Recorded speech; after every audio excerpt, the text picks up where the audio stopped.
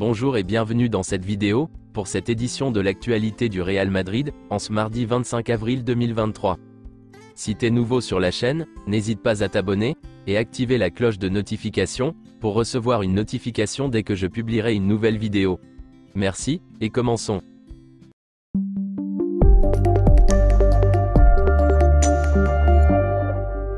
Les joueurs ont effectué leur dernier entraînement hier, avant d'affronter Girona aujourd'hui.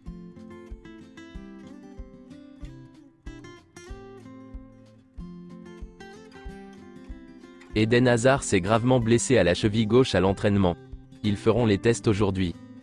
Eden Hazard passera des examens aujourd'hui, pour connaître l'étendue de sa blessure à la cheville. Voici la liste des joueurs convoqués, pour affronter Girona. Eden Hazard, Benzema, Alaba, Ceballos, Mendy sont tous forfaits pour le match. Camavinga et Rodrigo sont disponibles. Voici quel pourrait être le 11 de l'équipe aujourd'hui, selon Marca. Quelques déclarations de Carlo Ancelotti, en conférence de presse d'avant-match. À ce stade de la saison, nous pouvons travailler beaucoup plus que l'aspect tactique, car cela signifie moins de fatigue pour les joueurs. Nous avons beaucoup de ressources, car Kroos, Asensio et Modric font très bien, et des finisseurs comme Rudiger, Militao et Tchouaméni. Le doublé n'est pas facile. Gagner le championnat et la Ligue des Champions n'est pas facile. Les rotations? Ils le comprennent très bien, tout le monde. Et cela nous permet de mieux le gérer. Laisser Luka de côté n'a pas été facile. Mais l'illusion de tout le monde permet ces choses. Benzema et Camavinga ne joueront pas aujourd'hui. Rodrigo ne s'est pas entraîné, car il a eu un petit problème au genou lors des derniers matchs, qu'il gère bien. Hier il ne s'est pas entraîné avec l'équipe en raison d'un problème intestinal. Mais il jouera aujourd'hui s'il va bien. Benzema et Camavinga seront de retour à Almeria samedi. David Alaba devrait être prêt, pour la finale de la Coupe du Roi. Benzema? Il jouera toujours. Il est très important pour nous. Camavinga est très jeune, il doit s'améliorer sur le plan tactique. Mais ce n'est pas tout. Sa qualité et ses capacités techniques sont excellents. C'est une Ferrari. Les 11 points de différence ne reflètent pas ce que nous avons vu pendant les matchs. Le Real Madrid et Barcelone ne sont pas si loin en termes de qualité. Le retour de Léo Messi? Il peut faire ce qu'il veut, je n'y pense pas. Je l'aime bien en tant que joueur, mais c'est une question qui concerne Barcelone. L'académie du Real Madrid? Arbeloa et Raúl se débrouillent très bien. Nous avons beaucoup de bons joueurs, de 2003 et 2004, qui joueront bientôt en équipe première. Si je signais Asensio? Je l'aime beaucoup. Je pense que beaucoup de clubs l'apprécient. J'espère qu'il restera ici avec nous. Lunin? Si Courtois va bien, il continuera à jouer. Peut-être que Lunin jouera quelques matchs, avant la fin de la saison. Une déclaration de Michel, l'entraîneur de Girona. J'aimerais que Manchester City atteigne la finale de la Ligue des Champions. J'ai des amis à Madrid et c'est une équipe espagnole, mais je préfère que City atteigne la finale. Voici le nouveau logo de la Liga, pour la prochaine saison. La Liga sera rebaptisée la Liga eSport FC, à partir de 2023.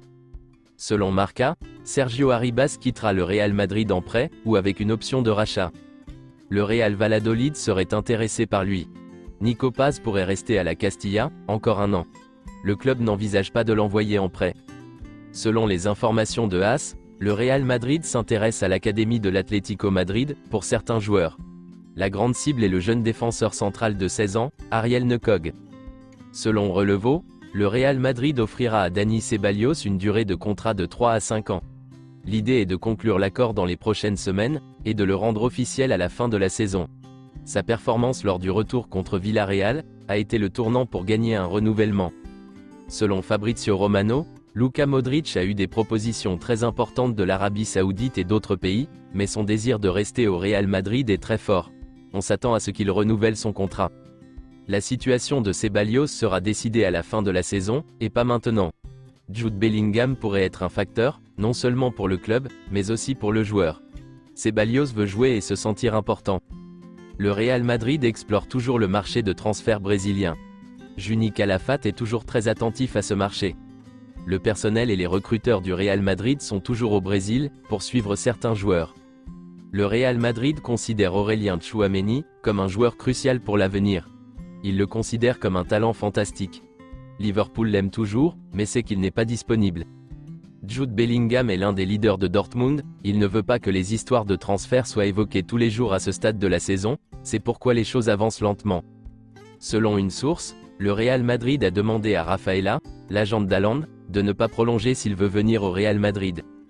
Il a une clause libératoire en 2024. Le Real Madrid ira pour Erling Haaland en 2024, s'il ne prolonge pas à Manchester City.